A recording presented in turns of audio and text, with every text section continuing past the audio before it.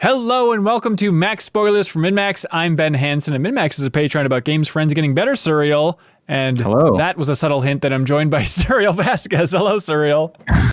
Hi. Welcome. Hey, we're assembling here today to talk about Marvel's Avengers from Crystal Dynamics and 4,000 other people within the Square entity. This is going to contain spoilers for Marvel's Avengers and the story within Marvel's Avengers.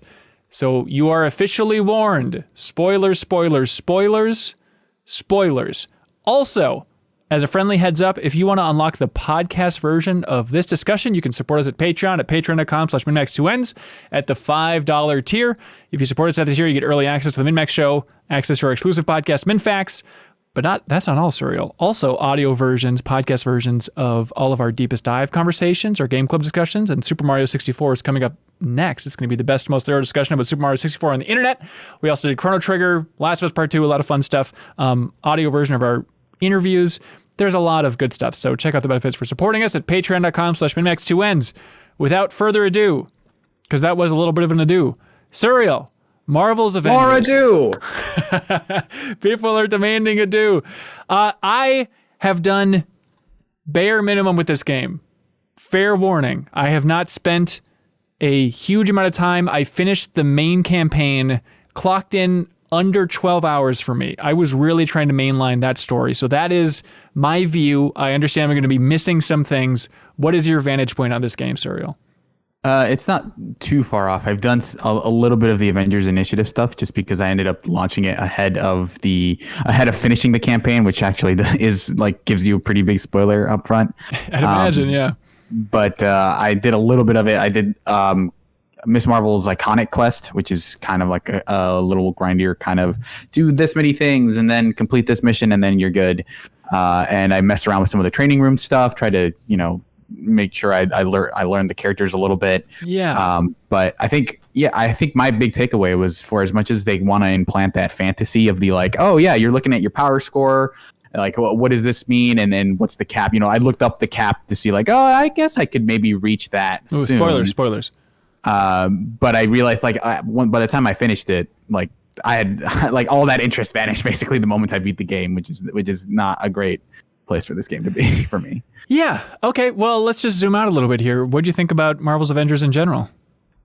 I think I overall enjoyed it. Yeah. I think I have a lot of issues with parts of the gameplay and how that doesn't mesh well with parts of this game. I think this game is pretty messy, all things told, in terms of what kind of game it is and how it's structured. But I think when you kind of distill it into what I think a lot of people wanted from it, which was this, this narrative focused take on the Avengers, I think it ends up being fine. I think it's not the best job they could have done, but I think they did what they set out to do. I think they definitely make a game that I want to see more of, but not in the form that they want me to do more of. Right. Yeah. I love the phrase messy. It feels like one of the messiest designs for a big AAA game that I've experienced in a long while. And I was compelled to finish it. And at times I was questioning, why am I doing this? Because I think if you're interested, you like Marvel movies and you have no interest in playing this game, it's nice to support the developers, but at the same time, you could watch a highlight cut on YouTube, and I think you'd be doing okay. Because the appeal here is, for me at least, the story and specifically the performances, which we can get into. But I think that is the star of this show, and I found myself compelled to go through it in the same way that I would a licensed game, kind of a B-level licensed game from last generation or a couple generations ago. It feels almost like the same compulsion of going through an old Lego game of well, I guess I kind of want to see what they do with the license moving forward. But just imagine that experience. And then as I'm trying to focus in on I just want the campaign, I just want the story bits, there's just sparklers going off everywhere and them trying to derail you of oh, come down this path in the woods, Ben. Check out this tree. Oh, check out these missions. I'm not interested. Mm-hmm. I am just going to my objectives and saying, where is the next campaign mission? Come hell or high water, I will find that and I'm good there. Yeah, it almost feels like this weird amusement park thing where you look at the map and you're like, okay, we're gonna go to these rides, and then every time they kind of beckon you towards the gift shop, you're like, I'll walk through, but I'm not gonna buy anything. Pass. And it feels like a bunch of that where it's they're kind of advertising other parts of their own experience, and every time I'm just I don't know. Yeah, I think I'm good. I just want to go. I just want to go climb, like Space Mountain or whatever, and then I'll be done. I'm good. Climb Space Mountain. Wow, you're a bit of a ride connoisseur. Yeah, I know the names of a ride. That definitely wasn't reach. I definitely wasn't reaching for one name of a ride that I can remember. Yeah, and I wonder, let us know in the comments how you experienced Avengers. I'm sure there are those players that are like, hey man, I spent $60 on this. Like, I want to get the most out of it. I'm going to check out all of these side missions. I'm going to try and level up my characters. I'm going to play the multiplayer. I'm going to play more co-op. There's a lot of different ways you can play this game, which I think just leads to it being kind of messy. But especially for that first couple hour chunk, maybe like first 2 hours until you get to the war table, I was playing it being like, this is just a really good Avengers campaign with like great performances. I don't know what everybody's complaining about. I don't see the BS floating around the edges. And then once you get in the helicarrier and you start to see the war table, I think more and more just becomes clear, like, okay, here's the bloat, here's the clunkiness. And then especially like that first mission after you get to the war table, where I think it was like snowy, and it just felt night and day.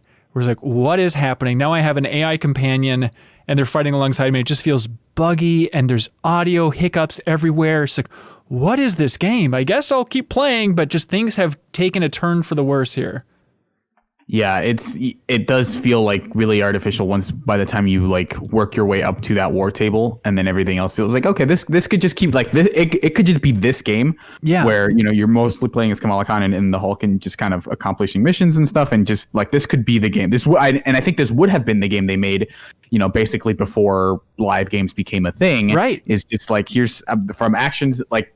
I mean, they even made this game before, Tomb Raider, Rise of the Tomb Raider was the last game they made before this. And it feels like they could have just made a game that was structured that way with a little less, Rise of the Tomb Raider had these hubs, but they weren't, anywhere close to this. But it feels like they could have just made that game and I think satisfied a lot of people. But, they went the kind of live game route. And yeah, when you first see that stuff, it is jarring. I think if you're the kind of person who didn't know, like who wasn't super into the marketing and was just kind of like, okay, that game says Avengers on the box, I'm going to play because I like Marvel stuff. Right. I think you are going to be like, okay, why are they having me select the mission? I just want to do the next I just want to see the next like a story part, like the arc of this character. And they have that in there. I did appreciate that, like identify on the map exactly where the next campaign mission is. But I don't know if you hit this level, but I think I was doing so few extra things. And I understand there's probably some people frustrated being like, you didn't even get to experience a fraction of the game. And I understand that. I was trying to get a certain slice out of this game. But it actually gated me towards the end, where it's like, you need to get materials for your outfit upgrades or something. I was like, what? And so it wouldn't even show me where the next main campaign mission was. I was like, I have to go out into the wilderness and do one of these missions. And like, I did dabble with some of those before that. Like, I did a Thor one and stuff like that. And I just realized, okay, I know what this is, and they're a little bit harder, and therefore I'm out. Yeah, it definitely feels like the most Destiny thing they do, because I think Shadowkeep straight up has a version of this that takes a little longer, where they're like, okay, before you see the next story, you need to like basically run the loop of the MMO version of this game, and see if you to like get you to like it, and be like, oh, I could do keep doing that thing you were doing earlier, and then you can continue the story. But yeah, here it just feels completely artificial. It feels like it just completely kind of breaks the mission, because up until point, no one is talking to you about like, oh, you need to get like X number of crafting materials for this thing, and Kamala Khan's all like raring to go to get more materials, and then all of a sudden it's like, okay, like we're gonna stop the momentum of this story and we're gonna have you go do fetch quests, which feels really weird. Yeah, there are definitely a couple times throughout the story where I had to stop and be like, okay, what am I trying to do? Okay, repair the helicarrier. That's my goal here. Got to get back on track. And then there's still just some of those like, why am I over in the anthill? We need Hank Pym's thingy to just back on track, just to continue assembling the Avengers. This game was more expensive than I expected. Yes, it's buggy. There's some jank around the edge, some jank in the trank, as a wise man once said. But like, I was just blown away, especially for the more story-focused, Naughty Dog-inspired. I mean, the creative director for this game came from Lost Legacy at Naughty Dog before. Like, a lot of those missions, was like, Jesus, this production value is way better than I expected. Even visually, I think it looks awesome in a lot of spaces. I played on PC, but... Yeah, it's weird how that game oscillates between that kind of level of production and just like oh, okay, when I'm in the field and doing this all like in the action and the thick of it, or like in the war table, it just feels very like it feels like there is a significant step down between like, okay, this is when we want to put all the money in like on the screen, and this is where we didn't have time to put more money on the screen. Or it's like just a different format, so the money is spread out in different ways. These are very naive impressions, but yeah, I get what you're saying for sure. But like there are moments where it does look fantastic, and there are moments where you're like, okay, this looks fine. Which is like more so than I think a lot of games. It feels a little bit more striking. But yeah, there are, especially with the plot, like you mentioned earlier, there are definitely points where, like there's this interpersonal scene between two of the Avengers, and it's like, their acting is really good, and I'm kind of caught up in how interested I am in individual characters that I forget like what is even going on. Where you're like, okay, that was a really like my takeaway is this was a really heartfelt moment. Wait, what's going on? I feel like I had multiple moments where I was like, why am I doing this? But like, that was a really good scene, right? Like that was really well acted, and they did jobs right. But like, why, like, what's the larger connection to the rest of the plot of this game? 100%. Yes. I had that thought so many times of these are really, I think, good characters and good performances in search of a larger story to connect to. Even, they try and play up the Inhumans, connecting it to minorities. And there's just a lot of things that just weren't hitting for me. I was like, I see they're going for this. They're talking a lot about those kids in cages. They're trying to tie it to real world thematics in different ways. But I don't care. Even just about like, oh, the Inhumans, they're getting cured. It's like, I don't care. I'm sorry. I just don't care too much about the Inhumans. But Kamala, I think, is an awesome character, and I care about her. It's just every time the story got a little bit too big beyond her, I feel like finishing this game, I know less about MODOK than I did going in. Where it's like, who was that guy? What? Okay, I guess he gets Captain America juice, so his head inflates. What? Yeah, I think I think he suffers from I think he is to some degree an Inhuman because he gets affected by the Terrigen, and then eventually that and some combination of Monica kind of like tinkering with him. Like I think at some point it's mentioned that she kind of did some experiments on him without him knowing. Eventually is the thing that kind of triggers the Terrigen in him and turns it slowly, it practically turns him into MODOK, right? Where it's just like over the course of the game, you're kind of seeing, oh, his head's slightly, oh no, it's definitely bigger. Yeah, that is a larger than average head until like, okay, well he's in the suit effectively, right? So now you're fighting MODOK, which and also like the name MODOK is not a thing you come to naturally. They just at some point have to say, I'm the mental organism designed only for killing now. That's what I'm going by. But they still just call him George throughout so much of it. Yeah, Tarleton. Yeah. They say AIM. I want to play through this game again and count how many times they say AIM, because it has to be over 6,000. They are saying that name for the organization so many times. But I think the writing, I think performances are great. And I think like Troy Baker in particular, I thought did an awesome job as Bruce Banner. But I think there were certain lines that really worked for me that I think were really fun. Like it's very... Iron Man, when he comes on the scene, it's just quip, just a quip Gatling gun. I understand it can be unnerving, but like there's funny stuff. Like I liked when he's suiting up, it's very much that Iron Man 3 sequence where he has bits and pieces of his suit and he says, excuse me while I slip into something less comfortable. Oh yeah. I think great.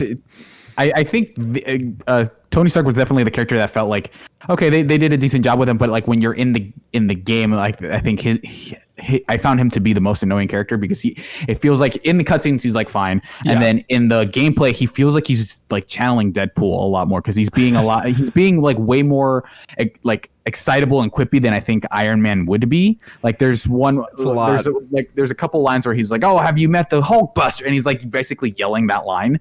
And it feels very much like, oh, that's right, Nolan North played Deadpool a couple times. Right. And it feels like he's channeling that while he's in the field, but then in the cutscene, he's obviously a lot more tame, and he's playing off of other people. Yes, it is. Yes, it is a lot, but it is that I think you appreciate Robert Downey Jr.'s performance more for his more subdued humanity. He has those quiet moments in between the quips, but yeah, you're totally right. There are times like, when Iron Man's on the scene, where it's like, they just have to slow down a little bit. Like, I would punch him in the face. I'd be so annoyed by trying to work with this guy. No wonder the Avengers can't stay together because this guy is so challenging. But I think when all the Avengers are fighting together in the build up to the final boss there, and they're all like over the radio going back and forth, like that stuff was so much fun. It reminded you of kind of like the opening of Age of Ultron in the woods. It was a blast. I thought it was really great when they were all firing together, but when it's just Tony Stark, especially monologuing throughout the gameplay, and his gameplay is not great, where he's just always flying a little bit too slow. It's just, it's like a more finicky version of Anthem's flight, which is weird to say, but right.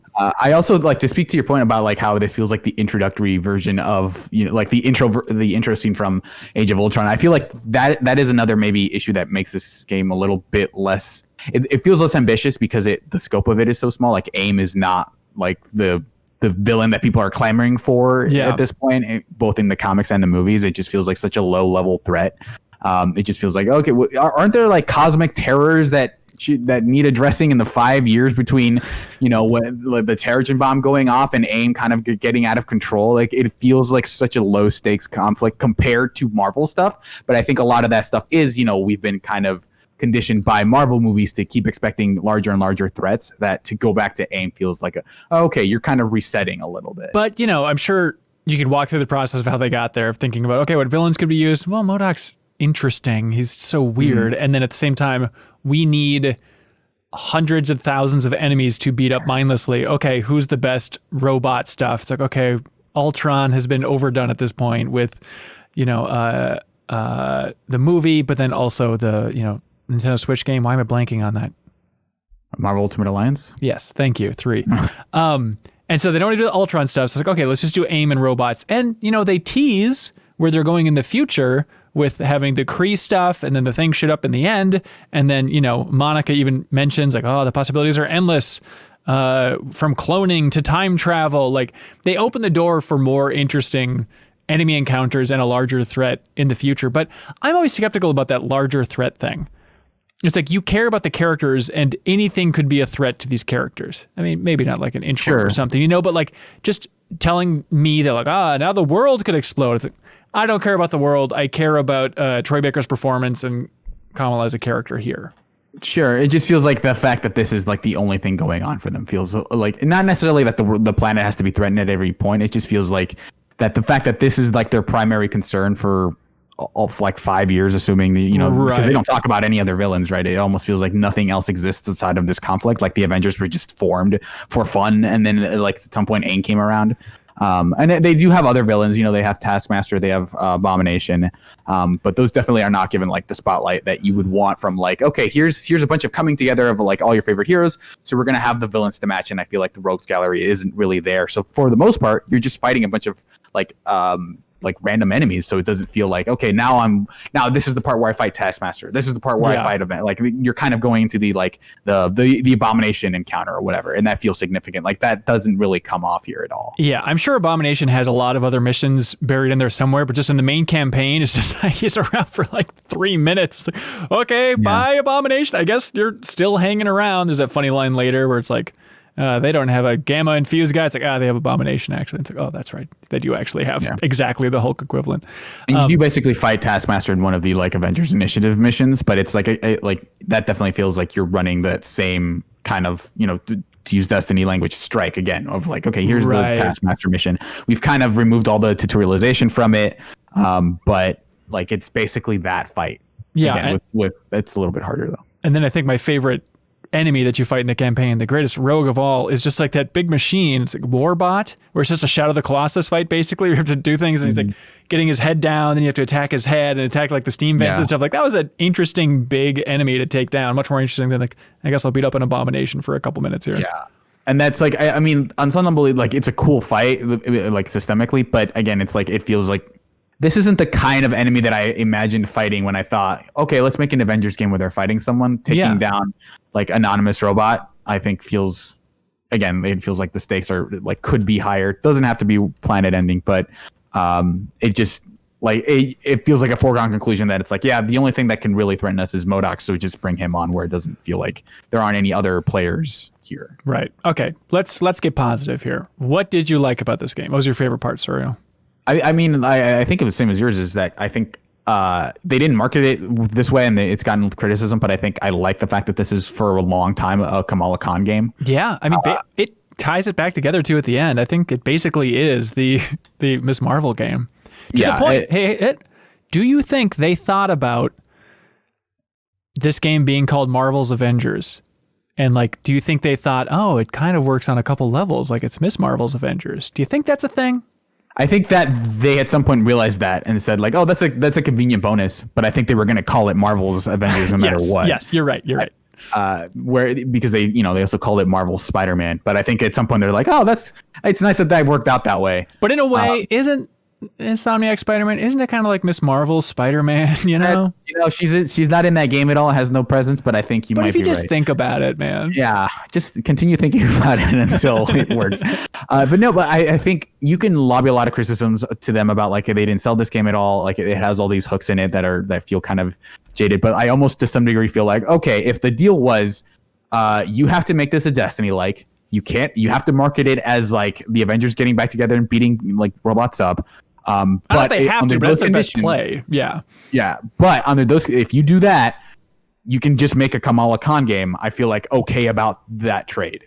Yes. Because I think the what they do with her and having her like fangirl out over the Avengers, I think like those moments I think they thread a pretty good line between this could be annoying if she does it for too long, but you're so caught up in her story, and because the focus is so much on, like you don't see the Avengers for a while until she discovers them. So like the entire game until basically the end where it's like, okay, Captain America's back. We're going to have him lead the final kind of encounter.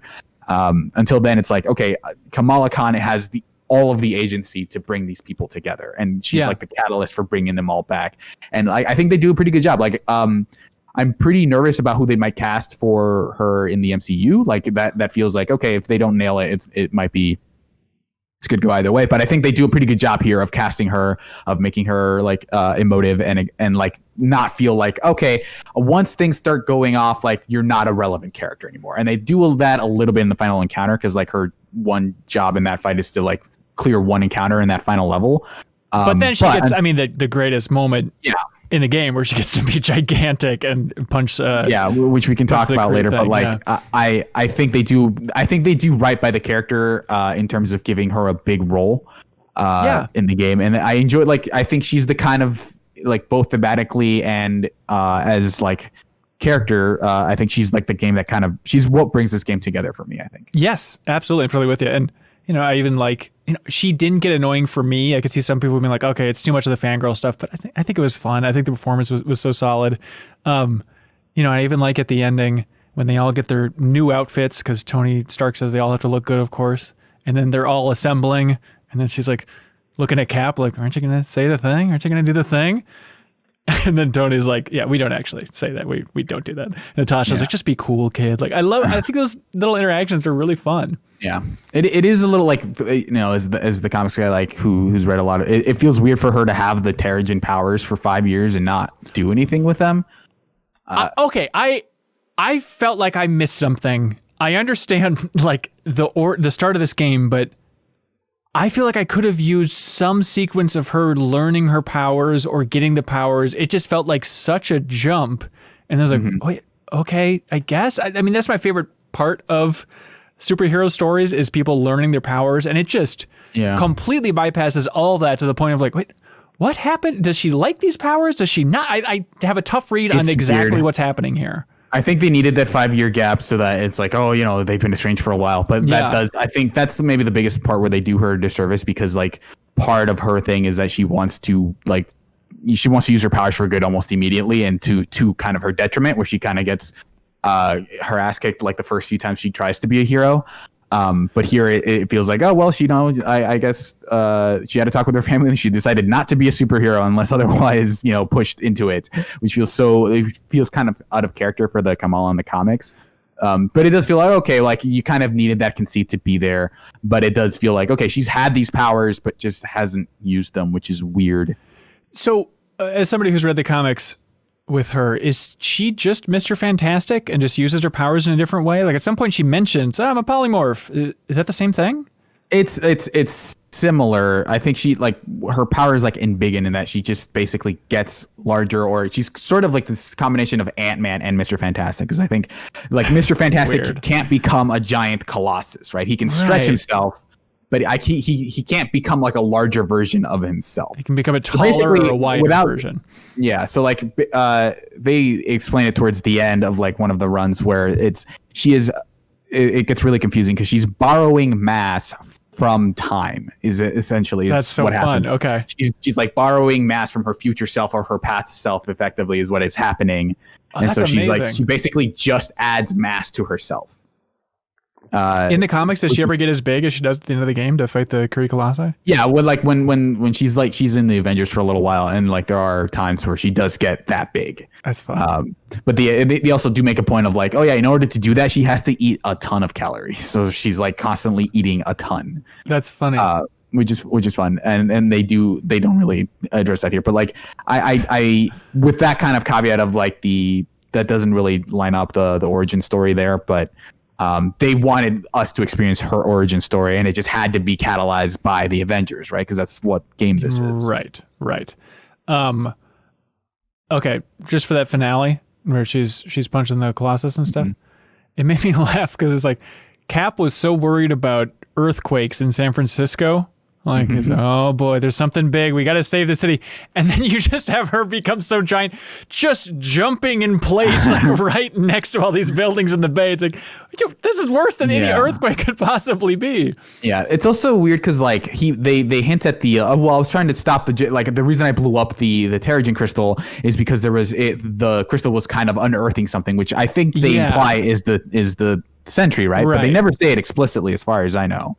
It's just kind of implied that it's like, oh yeah, if we keep doing that, the Kree sentry is gonna arrive or whatever, and it just feels like, okay, glad that wasn't as big of a threat as Captain America thought it was. We can just punch it to death. It's fine. I do appreciate though that they don't. I think when I saw her getting big and I saw him, like. I figured, okay, they're gonna make me play this, and it's not gonna be fun. But I like that they don't do that. I like that they just say, just watch Kamala Khan beat the crap out of this thing. It's gonna be better than if you had played it.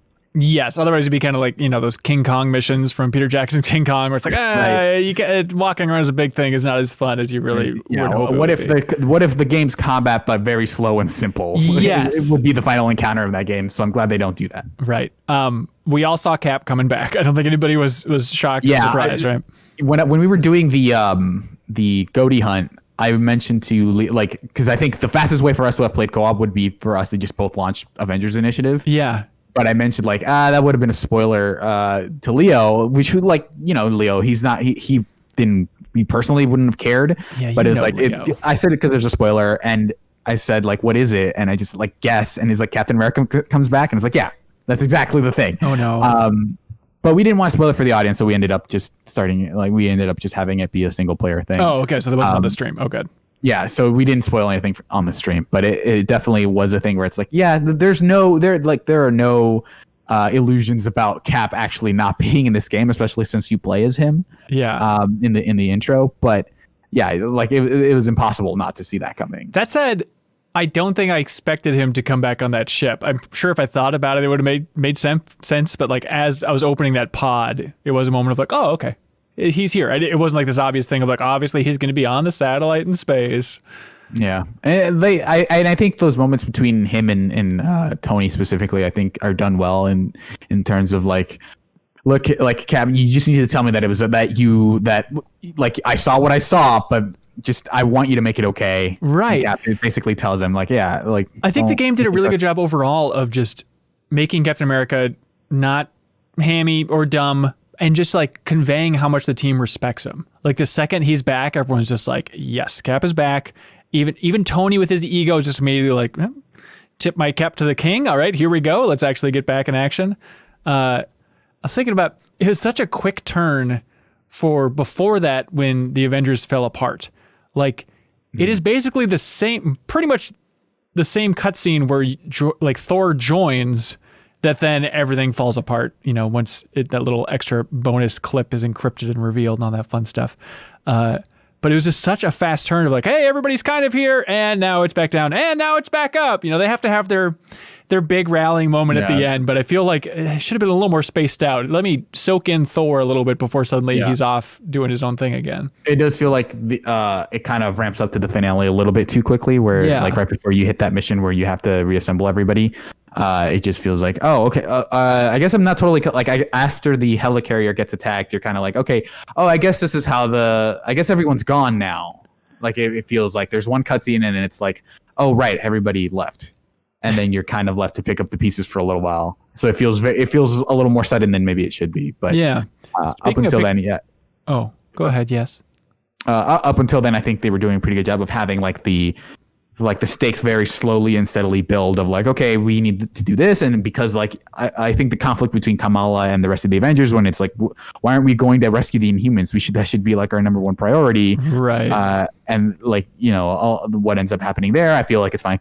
It's like one of her first outings as a hero. So, she gets captured and they have to go rescue her. Yeah, I think that was interesting. I think that's like a good kind of introduction of kind of the split between Kamala being a new generation of heroes and the old heroes being like, look, we have to temper this a little bit. We can't just like hop into whatever. We have to kind of address the big concern. Her being like, no, they're like, our concern is to save lives. Yeah, and we have to make sure that is our number one priority, not fighting the bad guys, which is like a very similar reason to why she left the Avengers in the first place, is because they were kind of like, okay, we beat up this like team of bad guys, let's all go. And she's like, well, you guys destroyed like this entire part of Brooklyn, like why aren't you helping them to clean up? It's because that's not our job is to fight bad guys. And she's like, no, your job is to save people, is to help people. And like that's kind of where she splits off and makes her own group, is that like, we're going to focus here and help the people who are affected by the bad guys, not just like look for bad guys to beat up. Yeah. So in the comics, what's her group called? The Champions. The Champions. Interesting. Yeah, talking about just the overall progression of the game, and not the gameplay progression, but story progression. I really like, it's such a easy but satisfying video game thing of, okay, you're in a space and you're going to make it slowly look better and better throughout the course of the game. Like being in the helicarrier and just watching it improve and just even exploring your room, exploring other people's rooms. I feel like Sean, the creative director, took some of those lessons from Naughty Dog about, what's satisfying in games is just walking around and looking at intricate details in a room. And I feel like there's a lot of areas in this game where it's like, okay, you could really take a sweet tour through a lot of these spaces and it works well. And it's like it is a natural implementation of like, the found storytelling kind of thing where it's like, skull near a toilet or whatever people make fun of. But like, because it's not like a thing where you're just walking by and there just happens to be the story that unfolds through the objects in these people's rooms. And it's like, I'm coming back here, I'm talking to these people, I'm kind of checking in with them. And then this is the moment where I'm just kind of, this downtime where it's not like my goal is to, continue on, but I just happen to be stumbling around all these notes. I like that it's like, okay, you're kind of waiting for the next thing to happen, so it's natural for you to just kind of poke around and be like, hey, what's up with you? Like, I guess there's the vending machine or whatever. It feels like a more natural avenue for that kind of storytelling. And they have of course, the greatest piece of storytelling. They have a robot sweeping. Did you notice that? Oh, wait, no, I'm sorry. That wasn't in the helicarrier. It was in the anthill. They have a robot sweeping. We're like, this has to just be like, please, Destiny fans, notice this and tweet it out, please. It was fun and cute. That sequence, though, like, I think that sequence in the anthill where you're kind of trying to escape and then like the robot spots you immediately and he's like, I'm not gonna do anything about it. Yeah, that was weird. Yeah, it seems like, I don't know if they were like, how much they were leaning into the idea of like, it's going to be a stealth sequence. You're going to not like this at all. Right. We got you. Doesn't matter. Yeah, never mind. I mean, I saw some people complaining about the stealth. It was pretty simple. Like, I was never really frustrated by much of anything. I don't think I ever got caught just because I didn't know that I could fail. Like, it didn't feel like I was ever going to fail that sequence. Yeah. As long as I did what I was told. But I didn't know if there's a failure state. I have no idea. Yeah. Let's see, I wrote another line I like. It's a very simple Avengers thing. It was like, oh, this is just lovely. When Thor comes into the fight and he goes, I can handle the large one myself. And then Tony Stark's like, you don't have to. That's the whole point. Like, that's fun. Yeah. Even Thor kind of sounded like Chris Parnell every once in a while, didn't he? It's like his voice was maybe the most jarring, but like, he's a tough character to pull off in general. It does kind of, further establish how hard those characters were and how much the MCU actors did to flesh out those characters. Yeah. Of just like, oh yeah, by default, like the template for this character isn't radically interesting, so you have to bring a lot to that character. Because Thor is like the straightest straight man who every once in a while gets to use his like stranger in a strange land setting to be like, I don't understand how your world works. Right. And he's like, And there's definitely a boring version of that I think, Chris Hemsworth is able to do really well. But here it's like there's a couple moments, but for the most part, like I think Thor is like playing it straight. Yeah.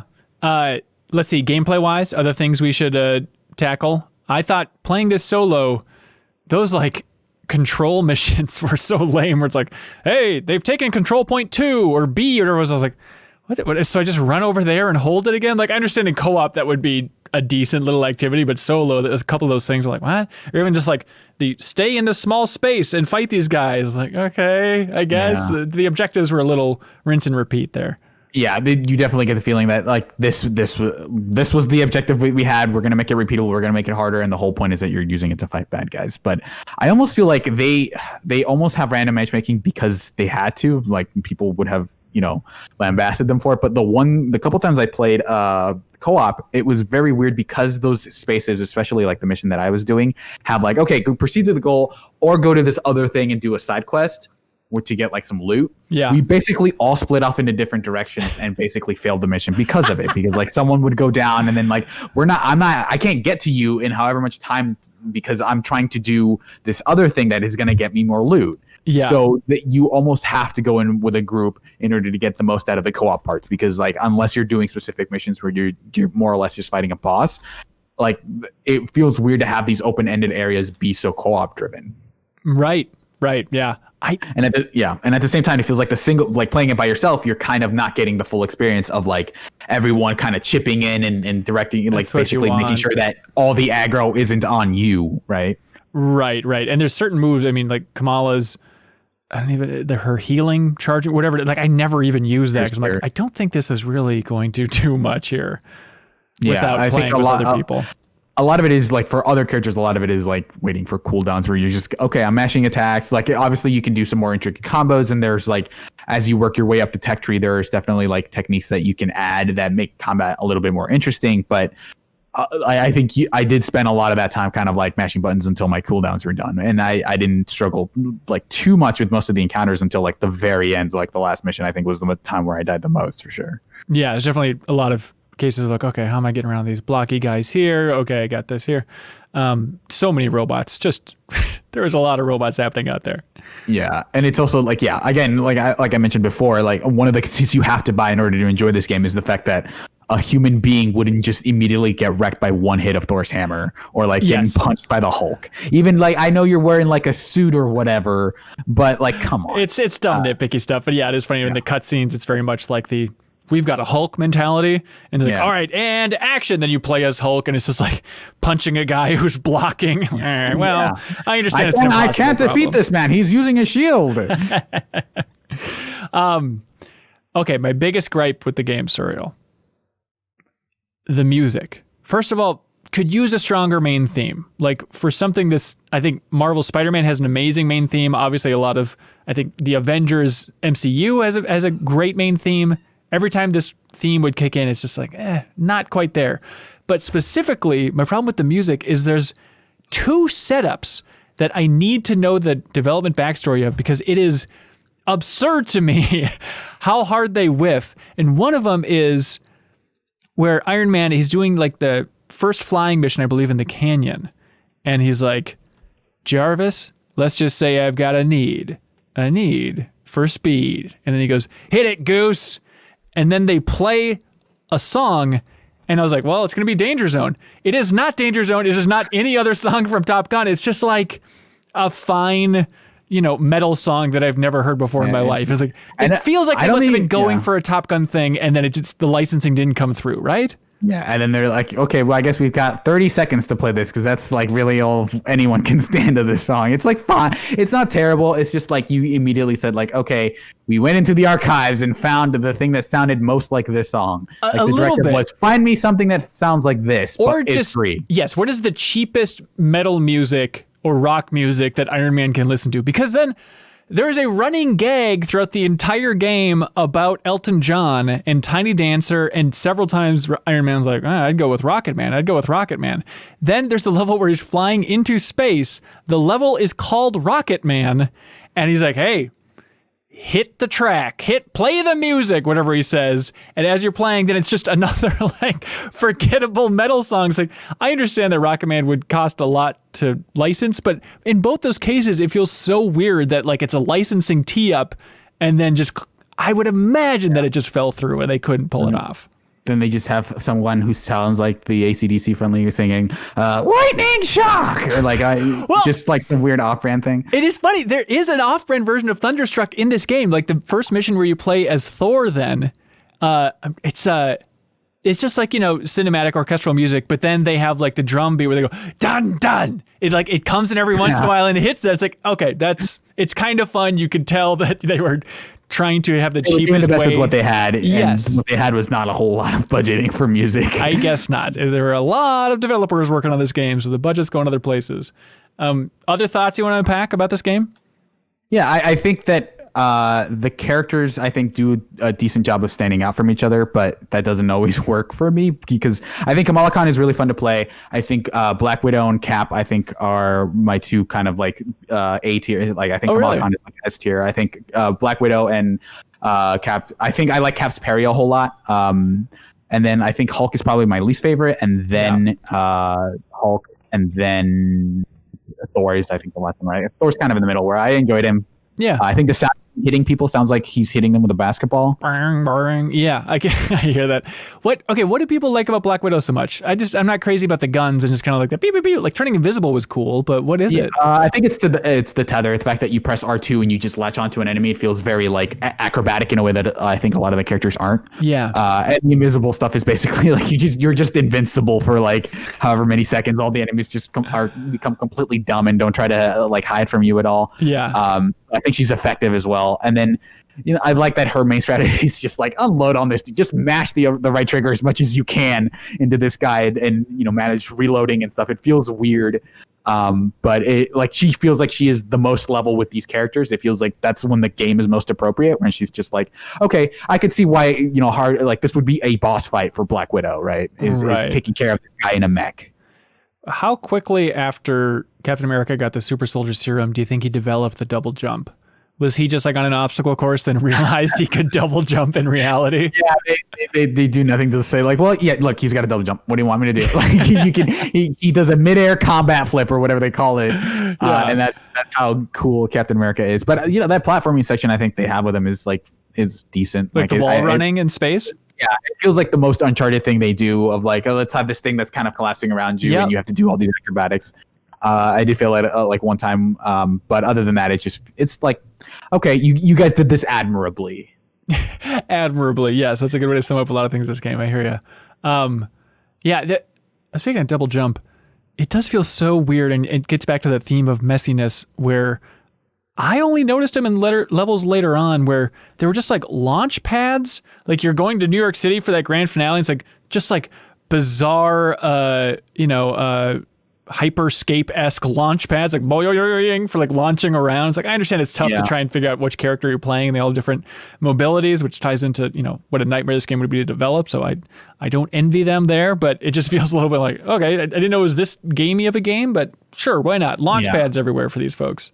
In a game that kind of occasionally feels like an era for a game from last gen, that was the most like, oh, right.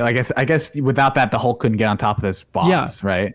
So it was the most gamey thing out there. And like, I think the boss that you use those jump pads on felt like the most, the most involved, but also the one where the AI was just kind of like, okay, we're going to beat enemies up, but you have to deal with this boss. Yeah. Because I would open up the character's weak point and none of them would start attacking the boss until I did. So it was this weird thing where it's like, normally everyone would just be pouncing on the boss and I was the person who got the last weak point off. So like, hey, we're cooperating, versus them. It's like, no, you have to start hitting it before we do, because you're the main player here. And it was this weird thing of just like, I don't know, like, but this mission is like so open that I don't know that I would want to do it with a group. And so again, it feels very messy in that like they want to do everything, so that they end up doing everything kind of like in this really skewed way that doesn't completely work. Yeah, it's such a tough problem to solve. I mean, even putting aside, I'd imagine Square Enix's mandate of, let's make this a little bit more of a living game, get some microtransactions in here, yada, yada, yada. But just, it's like, okay, do you want to use one of the biggest pieces of IP in the world to make a game. It's like, well, of course. Okay, now you have to make an Avengers game. What do you do? And it's like, oh my God, this is just, no matter what, it's going to be messy and challenging just to try to give all these characters their due, make them all feel good.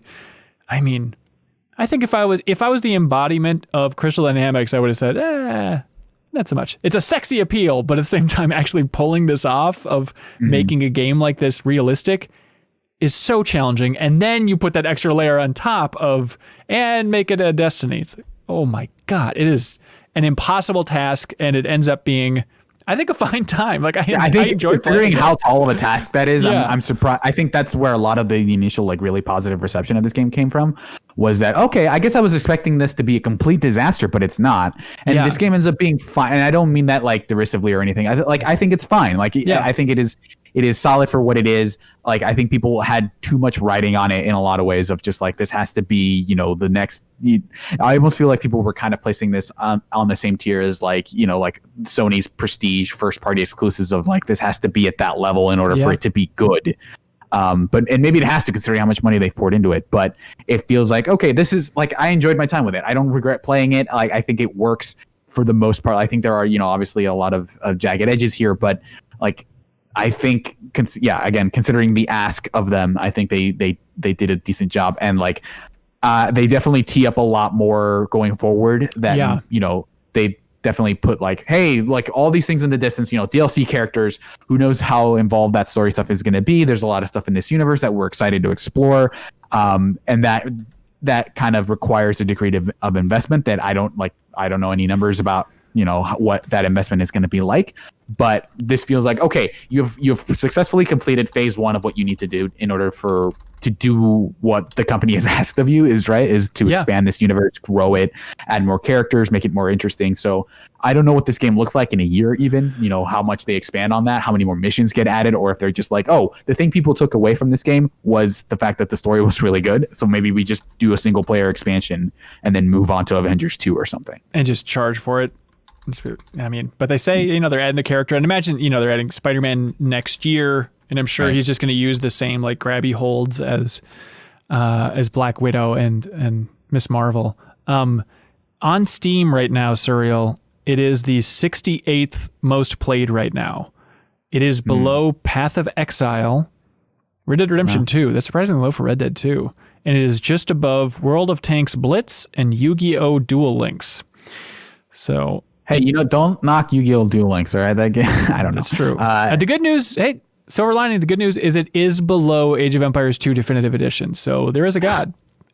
Yeah. I don't know. Like, I guess I wonder what the platform breakdown is. Like I think a lot of games end up being bigger on PS, especially because of the character exclusivity. Yep. I wonder what those numbers are on PS4. But I think I want to see this game succeed more than I actually want to play it. I want this to stick around long enough for there to be like, for them to get another crack at it. Because I think like now that they kind of went through that first hurdle, I think they're set up to say like what worked, what didn't work, which happens with a lot, like with a lot of games. Destiny wasn't Destiny when it first launched. Like The Division wasn't that game when it first launched. Like I think you do need kind of that second crack at it to really deliver the thing that people want out of, either a living game or an Avengers game in this case. But at the same time, I know it's going to be, upgradable to the next generation. They're releasing next gen versions, but it's such a tough time for it to come out where it's like, 2 years into next generation, is this game just going to feel so antiquated? Who knows with this blurry line this time around? But yeah, I mean, it's a fascinating game. Structurally, it's a fascinating game. And it's probably not going to make my top 10. I'd be surprised if it did, but I had a fine time playing it. And I think it's an important game, I think, to understand where the industry is pushing and where a publisher as big as Square Enix is thinking it should pour millions and millions and millions of dollars. This is their stab at this type of game. Activision went through hell trying to get Bungie up and running and Destiny up and running. And if every publisher is going to take a stab at it, it's worth seeing how this attempt went.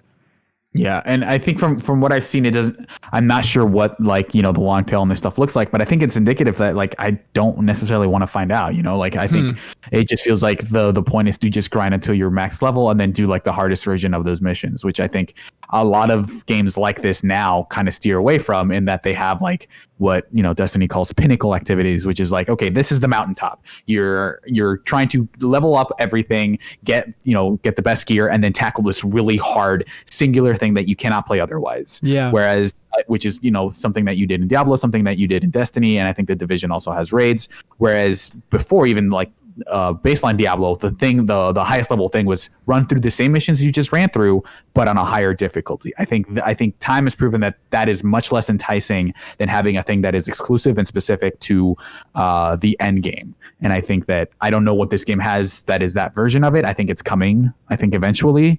But right now it does feel like, okay, without that to kind of push me towards like, hey, if here's, this other famous villain, like here's like the Beyonder or whoever, like here's some Dr. Doom or something, right? Yeah. If you want to fight Dr. Doom, that's the raid or something. Yeah. I think that would have been enough to be like, okay, maybe I should just, maybe wait until the PS5 version, because the PS4 version loads are pretty long. Yeah. And I'll work my way up to that. And that's kind of the thing you need to have that long-term investment. So I don't know what that looks like for Avengers going forward. Yeah. Yeah. I remember when Destiny first came out, it was so fascinating because, people didn't get to review it ahead of time. And there was just a week or so period of people chewing on the game going like, what is this? How is this? And I feel like the industry is still kind of in that phase with Marvel's Avengers of just chewing on it, trying to wrap their mind around it. Like, what did they create over here? What is this lumpy thing? And so if you can tell us what that lumpy thing was, let us know in the comments below. Let us know what you think about Marvel's Avengers and what you think about the structure, whether you think it's getting crapped on too much, not enough, all that fun stuff. Yeah, just your favorite parts about it. I would love to see those YouTube comments just to get some more feedback on what this thing is. Serial Vasquez, any parting words, anything else you'd like to plug or mention at this point? I really enjoyed the last episode of Crossfade. Oh, our music podcast. Oh, yes. Yeah. We renamed our music podcast, MinnMax, into Crossfade. And the last episode had Emily Reese, who's a friend of the show. She's on the MinnMax Show podcast, music expert, talking about Bjork, which apparently pronounced Björk rhymes with jerk. That blew my mind. As somebody who used to listen to a lot of Bjork, I was like, oh my God, I have to retrain my entire brain. It's Björk? Very strange. Yeah. And then also Kate Bush is Matt Helgeson's pick. So check out Crossfade, our music podcast, wherever you find your favorite podcasts. Cool. Thanks so much for watching or listening to this episode of Max Spoilers. It's nice to be back and doing a Max Spoilers. We don't do these too often, but we're getting into that season where we'll probably do more, right? That's right. Yeah. And probably doing fewer movies and TV shows with those dying down, but we'll have a bunch of fall games. So whenever more than one person has finished a fall game, it'd be nice to put some Max Spoilers out there again. But thank you for your support at patreon.com/MinnMax2ends and all that fun stuff. And we'll see you on the MinnMax Show and other things. Thanks so much, everybody. Bye. Do you want to get your name or Twitch or YouTube channel in the description of everything we release? Record a podcast with us, put a picture of your choice on MinnMax's TV, or a whole lot more? You can check out the benefits for supporting us on Patreon. If you support MinnMax at any tier on Patreon, you can submit questions or comments for us to read on the air, and you'll also get access to the wonderful MinnMax Discord. We need your help to keep this whole indie trainer rolling, so we'd appreciate it if you checked us out.